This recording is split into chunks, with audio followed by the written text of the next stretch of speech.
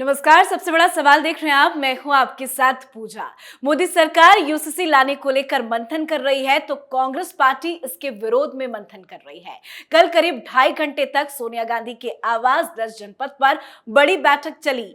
UCC पर रणनीति बनाई गई। साथ ही संसद के मॉनसून सत्र में उठाने वाले कई मुद्दों पर कांग्रेस पार्टी ने विस्तृत रूप से चर्चा की है। बताया जा रहा है कि कांग्रेस की हुई अहम बैठक में यूसीसी पर 3 जुलाई को होने वाली बैठक की रूपरेखा निर्धारित की गई है।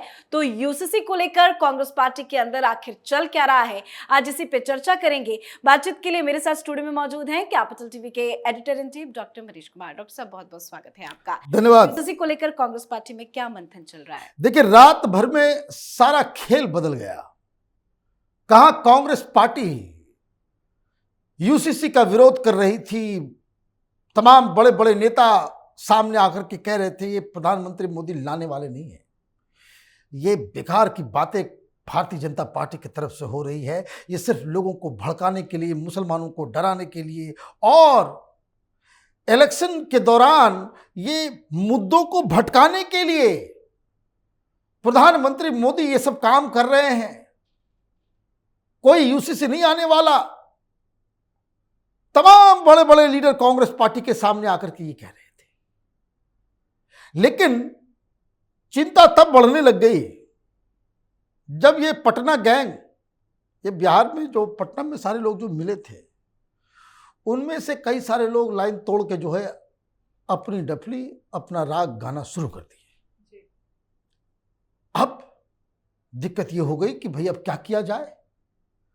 कांग्रेस पार्टी के अंदर भी विद्रोह शुरू हो गया। कुछ लोग कहने लगे कि नहीं, इससे तो बड़ी दिक्कत हो जाएगी। और खास करके आप ये समझिए, गुजरात, वहां तो कोई चांसेस ही नहीं है फिर आप एक भी चुनाव जीत पाए। अभी इस यूसीसी के मसले पे कांग्रेस पार्टी चूक जाती है, मध्य प्रदेश में दिक्कत हो जाएगा, छत्तीसगढ़ में दिक्कत होने वाली है, राजस्थान आप हारोगे। क्यों? क्योंकि भारतीय जनता पार्टी को आपके खिलाफ एक ऐसा हथियार मिल जाएगा कि जिससे वो ओपन पोलराइजेशन। जी भाई, राजनीति तो ऐसा खेल है, जो जीता वही सिकंदर।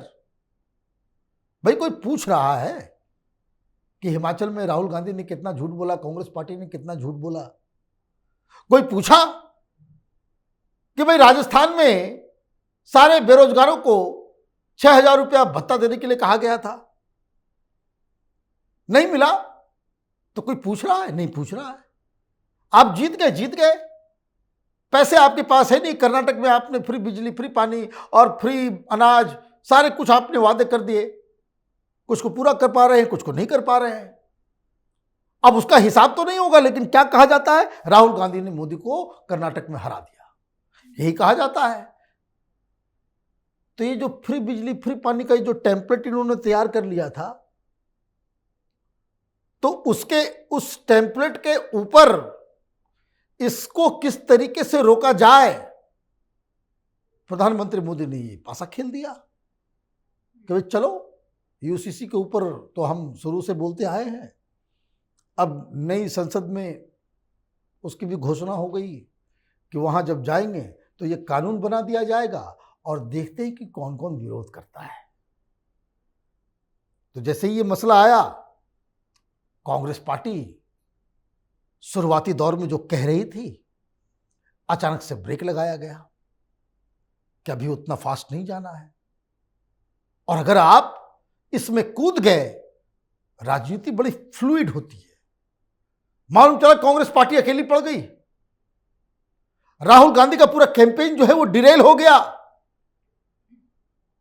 तो तमाम राज्य में रात भर कांग्रेस पार्टी के बड़े बड़े लीडर वो ओपिनियन सीख करते रहे। सोनिया गांधी के यहां मीटिंग हुई थी कल रात में, जहां दो फाड़ में पार्टी टूट गई ओपिनियन वाइज।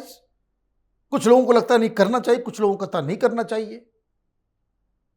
अब राज्यों से फीडबैक लिया जा रहा है, अब उसमें भी अलग अलग कहानी हो रही है। अब केजरीवाल ने समर्थन कर दिया, तो दिल्ली के लीडर बता रहे हैं सोनिया गांधी को कि भाई अब तो विरोध करना पड़ेगा। मुस्लिम वोट अगर दिक्कत क्या है, किसी को कोई चिंता नहीं है मुस्लिम बच्चों की शादी कितनी उम्र में हो, महिलाओं का डेवलपमेंट कैसे हो, इसकी किसी को कोई चिंता नहीं है। सबको वोट का तो अलग अलग राज्यों से उस तरह से फीडबैक आ रहा है जहां जिस तरीके का मसला है,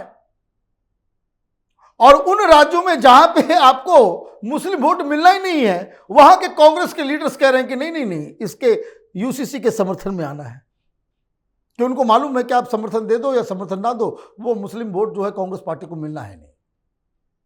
तो क्यों आपके जो हिंदू समर्थक हैं उसको जो है हाथ से जाने दिया जाए। अब एक और घटना घट गई, मुस्लिम समुदाय के बीच बैठक चल रही है, और मैं आपको बता दूं कई सारे लोग ये भी कहना शुरू कर दिया है कि अमित शाह तो पहले से ही प्लान करके रखे हुए थे। अगर पीएफआई बैन नहीं होता, अभी शाहीन बाग की तरह तमाशा शुरू हो गया होता। आपने कमर तोड़ दिया इस संगठन का, आपने तमाम बैंक अकाउंट्स उसके फ्रीज कर दिए, तमाम एसेट्स जो है आपने उसके फ्रीज कर दिए, और बड़े बड़े लीडर को आपने जेल में डाल दिया। तो वो बवाल, क्योंकि ये लोग तो डर जाते हैं। फिर मुस्लिम समुदाय सड़क पे आया नहीं तो सीताराम येचुरी, तो राहुल गांधी, भाई राहुल गांधी देखिए पहुंच जाते जेएनयू, भारत तेरे टुकड़े होंगे इंशाअल्लाह इंशाअल्लाह, चलो भाई वो भी पहुंच जाते हैं। जैसे ही इस तरह की चीजें होती है, कोई आंदोलन होता है, ये तमाम सेकुलर बताने वाले खुद को वो लीडर्स जो है वो कहने लगते हैं कि भाई हम आपके साथ हैं। अब ये दिक्कत ये हो रही है कि मुस्लिम पर्सनल लॉ बोर्ड ने ये ऐलान किया है कि ये तो मुसलमानों के लिए खतरा है, तो एक स्टैंड मुस्लिम समुदाय की तरफ से, हालांकि कोई लोकस स्टैंडाई नहीं है, ये लोग बेसिकली कट्टरपंथी किस्म के लोग हैं। भाई ये क्या तरीका है कि हमें ये संविधान हमें अपने रिलीजन के हिसाब से जीने को पूरा अधिकार देता है, तो पूरा अधिकार ले लो भाई।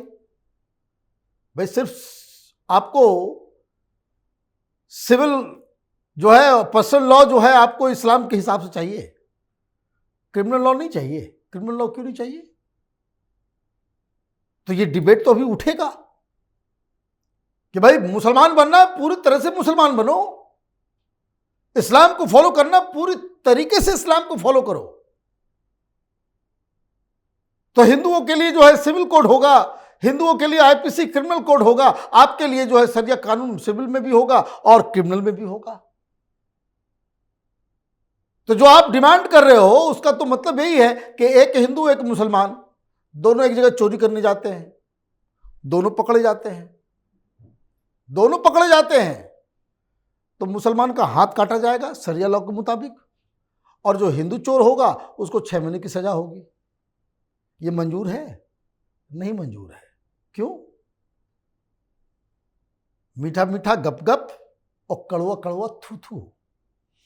तो प्रधानमंत्री मोदी ने तो फंसाया है ऐसा खेल कि आपके पास कोई दलील, कोई लॉजिक नहीं बचा, कोई लॉजिक, कोई दलील है ही नहीं आपके पास।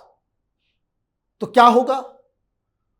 कांग्रेस पार्टी का एक बड़ा सेक्शन ये कह रहा है कि मुस्लिम समुदाय हमें वोट नहीं करता, जहां इनकी मजबूरी होगी वो तो देंगे ही, वो बीजेपी के पास तो जाएंगे नहीं, चाहे वो महाराष्ट्र हो, चाहे वो राजस्थान हो, चाहे वो गुजरात हो, चाहे वो मध्य प्रदेश हो, छत्तीसगढ़ हो, दिल्ली हो, यहां पे तो उनको दूसरा कोई ऑप्शन नहीं है। और जहां दूसरा ऑप्शन है वहां कांग्रेस पार्टी को वो वैसे भी वोट नहीं करते हैं। बंगाल में वो ममता बनर्जी को देते हैं, यूपी में वो अखिलेश यादव को देते हैं, बिहार में वो तेजस्वी यादव को, लालू यादव को वोट करते हैं। तो ऐसे में आप समर्थन भी कर दो, मुसलमानों के साथ खड़े भी हो जाओ और वोट भी ना मिले,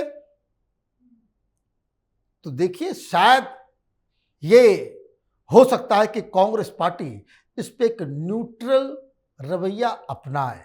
क्यों?